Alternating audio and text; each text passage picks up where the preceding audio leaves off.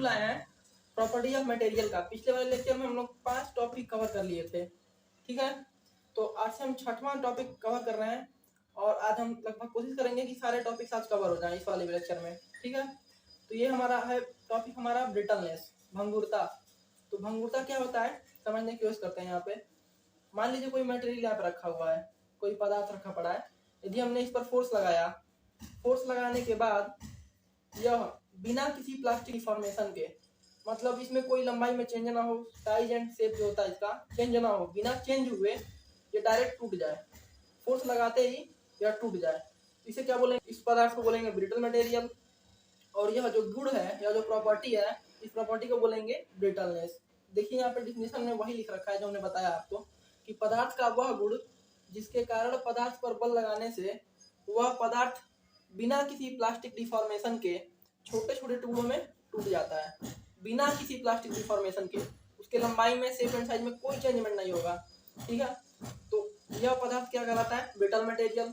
और पदार्थ का यह गुण क्या कहलाता है? ब्रिटलनेस कहलाता है। जैसे एग्जांपल में देख लीजिए, ईट देख लीजिए, ईट को यदि फोर्स लगाएंगे ईट के ऊपर तो उसके लंबाई में, शेप एंड साइज कोई चेंज नहीं होता, इसमें डायरेक्ट टूट जाता है वो। जैसे लेड हो गया, शीशा हो गया, ये सब इसके लंबाई में चेंज थोड़ा ना होता है, केवल टूट जाता है डायरेक्ट, ठीक है। तो ये हमारा टॉपिक कवर हो गया। अब हम लोग समझ लेते हैं हार्डनेस और टफनेस क्या होता है, इसके बारे में थोड़ा समझ लेते हैं क्या होता है ये, ठीक है। तो हार्डनेस क्या होता है कि यदि हम कोई मटेरियल रखे हैं, इस मटेरियल को खुरचने की कोशिश करें ना, इस मटेरियल को यदि खुरचने की कोशिश करें और ये खुरचने का विरोध करे तो क्या बोलेंगे? ये मटेरियल हार्ड है कहलाएगी। जो मटेरियल खुरचने का विरोध कर रहा है क्या बोलेंगे? उस मटेरियल की प्रॉपर्टी को हार्डनेस बोलेंगे। देखिए यहाँ पर लिखा क्या गया डेफिनेशन में कि पदार्थ का वह गुण जिसके कारण वह खुरचने का विरोध करता है, मतलब स्क्रैचिंग का विरोध करता है, इंग्लिश में कोई स्क्रैचिंग बोलते हैं, स्क्रैचिंग का विरोध करता है तो इसे क्या बोलेंगे? कठोरता कहलाता है। जैसे डायमंड हो गया, डायमंड को हम स्क्रैच नहीं सकते हैं, खुरच नहीं पाएंगे इसको जल्दी से हम, ठीक है। तो ये हो गया हमारा हार्डनेस। अब अगला देखते हैं हम टफनेस क्या होता है। इसको हिंदी में कड़ापन या चीमड़पन बोलते हैं, इंग्लिश ही ठीक है इसका वैसे। तो अब देखिए टफनेस क्या होता है कि कोई मटेरियल रखा हमने, ठीक है, यदि हम इस मटेरियल पे इम्पैक्ट लोडिंग दे रहे हैं। इम्पैक्ट लोडिंग क्या होता है? कुछ हाइट से दिया जाता है, जैसे हथौड़ा हो गया, एक ही बार में खूब तेज मारेंगे तो हमारा क्या हो जाएगा? इम्पैक्ट लोडिंग हो जाएगा। यदि हम ये इम्पैक्ट लोडिंग दे रहे हैं किसी मटेरियल पे और ये मटेरियल क्या हो रहा है? उसका विरोध कर रहा है, मतलब टूटने से पहले उसका विरोध कर रहा है, टूट नहीं रहा है, क्या बोलेंगे? टफनेस बोलेंगे। ये मटेरियल बहुत टफ है, ठीक है। और इसकी प्रॉपर्टी क्या कहलाएगी? टफनेस कहलाएगी, ठीक ना। दोनों समझ में आ गया आप लोगों को? बस कई लोग। अगला देख लेते हैं हम लोग फ्लेक्सिबिलिटी। फ्लेक्सिबिलिटी क्या होता है? देखिए पदार्थ का वह गुण जिसके कारण वह पदार्थ बिना टूटे चाप में मोड़ा जा सके। मतलब ये कोई रखा है मटेरियल यहाँ पे, यदि हमने इसे मोड़ दिया और ये टूटा नहीं, ठीक है, इस मटेरियल को हमने मोड़ दिया, ये हमारा ऐसे था, जैसे हमने फोर्स लगाया और इसको मोड़ दिया और ये टूटा नहीं, चाप में बदल दिया, तो ये जो प्रॉपर्टी होती है मटेरियल की कि मतलब बिना टूटे किसी चाप में मोड़ा जा सके या परिवर्तित किया जा सके, फ्लेक्सिबिलिटी कहलाती है, ठीक है। तो ये हो गया हमारा फ्लेक्सिबिलिटी खत्म। अब फटीग देख लेते हैं, क्रीप देख लेते हैं, इसके बाद से 2 और बचेगा टॉपिक, वो भी खत्म कर देंगे आज इसी लेक्चर में। फटीग हो गया। फटीग देखिए क्या होता है।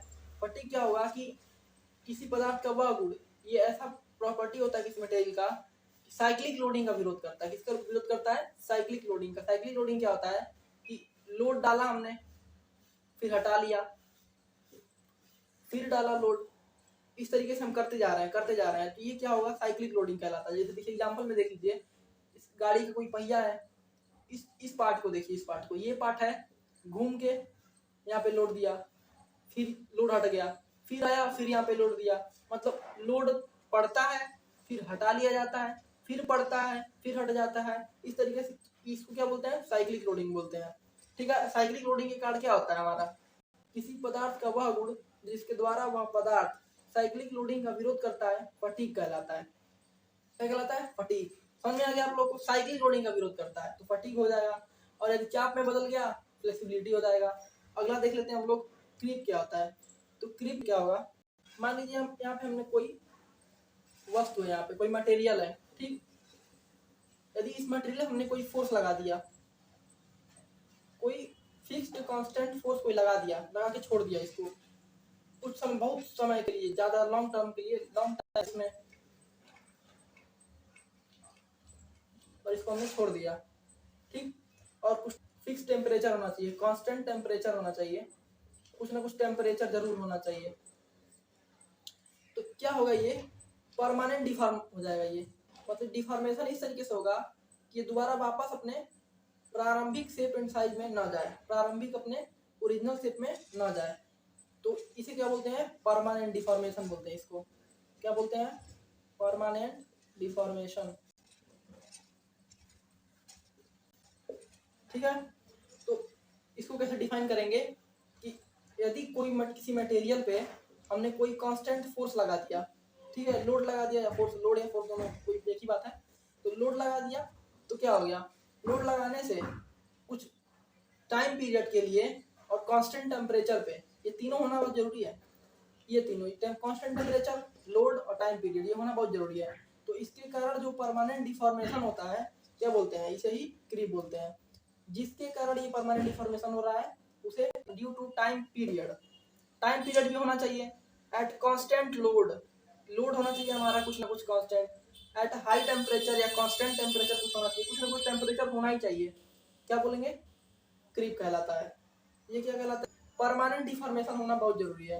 और किसी भी, अगले टॉपिक को हम लोग देख लेते हैं, मशीनेबिलिटी, स्ट्रेंथ और स्टिफनेस। ये क्या होता है, तो मशीनेबिलिटी क्या होता है कि उस मटेरियल पे यदि हम लोग मशीनी कार्य कर सकते हैं, मतलब मशीन वर्क कर सकते हैं, तो क्या बोलेंगे, उस मटेरियल की प्रॉपर्टी को मशीनेबिलिटी बोलेंगे। ठीक है, इसे आप लोग लिख लीजिएगा। अगला देखते हैं स्ट्रेंथ। स्ट्रेंथ क्या होता है कि कोई मटेरियल कितना मैक्सिमम लोड कैरी कर सकता है, मैक्सिमम लोड, कितना ये मटेरियल कितना मैक्सिमम लोड कैरी कर सकता है, मतलब झेल सकता है बिना टूटे, बिना फेलियर के, क्या कहेंगे इसे, स्ट्रेंथ कहेंगे। जैसे देखिए यहाँ पे, maximum load carrying capacity without failure, maximum load होना चाहिए पहली बात, कितना अधिकतम झेल सकता है ये बिना टूटे, बिना फेलियर के, क्या कहलाएगा, स्ट्रेंथ है। और अगला देखिए स्टिफनेस क्या होता है। स्टिफनेस में क्या होगा कि यह डिफॉर्मेशन को रजिस्ट करने की एक प्रॉपर्टी होती है, क्वालिटी होती है, कि it is the ability of a material to resist deformation in response to an applied load. जैसे कि यहाँ पे कोई स्प्रिंग है, यहाँ पे इस पर यदि हमने फोर्स लगाया, ये स्प्रिंग क्या करेगा, इस फोर्स जो लग रहा है इसका विरोध करेगा, इसको रजिस्ट करने की कोशिश करेगा कि यह स्प्रिंग डिफॉर्म ना हो पाए, इसी का विरोध करेगा ये। यदि कोई स्प्रिंग जो है आसानी से दब जा रही है, मतलब कि उसकी स्टिफनेस क्या है, बहुत कम है। यदि आसानी से नहीं दब पा रही है तो उसकी स्टिफनेस ज़्यादा है। ठीक है, समझ में आ गया। तो बस आज के लिए इतना ही, बाकी मिलते हैं अगले वीडियो में, तब तक के लिए।